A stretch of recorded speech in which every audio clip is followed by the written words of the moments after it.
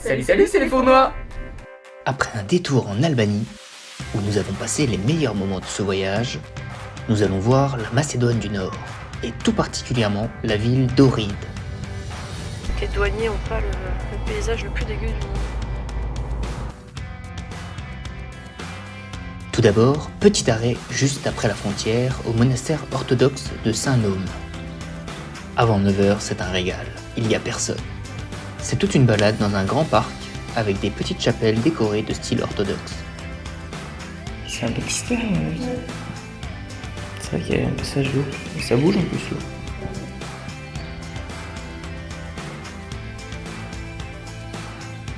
Et le clou du spectacle, c'est le monastère en lui-même.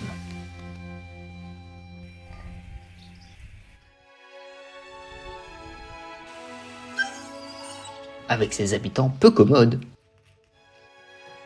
En vrai, on a eu un super contact avec le moine qui habitait là.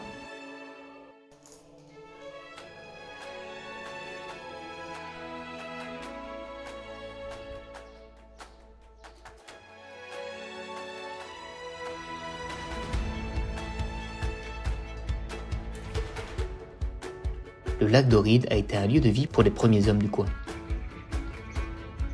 Et encore maintenant, la ville d'Ohride est tournée vers le lac pour son tourisme. Bon, les routes sont pas beaucoup mieux ici.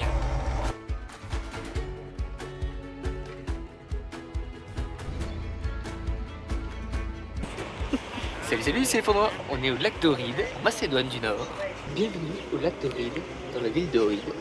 Pas si d'Ohride que ça, mais il fait bon. La monnaie du pays est le dirham macédonien. 1 euro équivaut à 60 dirhams. On n'a pas encore de monnaie, on ne sait pas trop comment on va se débrouiller, ça va être rigolo. On va visiter des églises, une forteresse. Et voilà, ça fait 4 fois que je prends la prise, donc maintenant ça va bien se passer. Grâce à ses richesses naturelles, historiques et ses plages, Ohride est la capitale touristique du pays. Un aéroport international la dessert, ce qui est plutôt rare dans le coin. Comme partout ici, les influences musulmanes et orthodoxes se côtoient dans l'architecture des bâtiments. Et des maisons à la turque.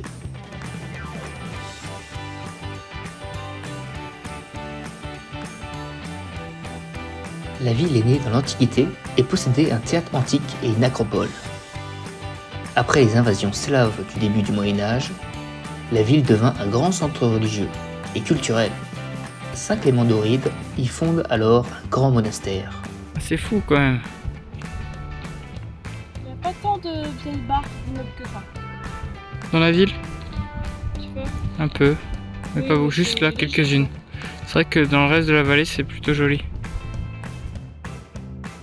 Vers l'an 1000 est construite l'imposante forteresse du prince Samuel de Bulgarie, qui choisit Ohride comme nouvelle capitale de son état, qui comprenait une grande partie des Balkans.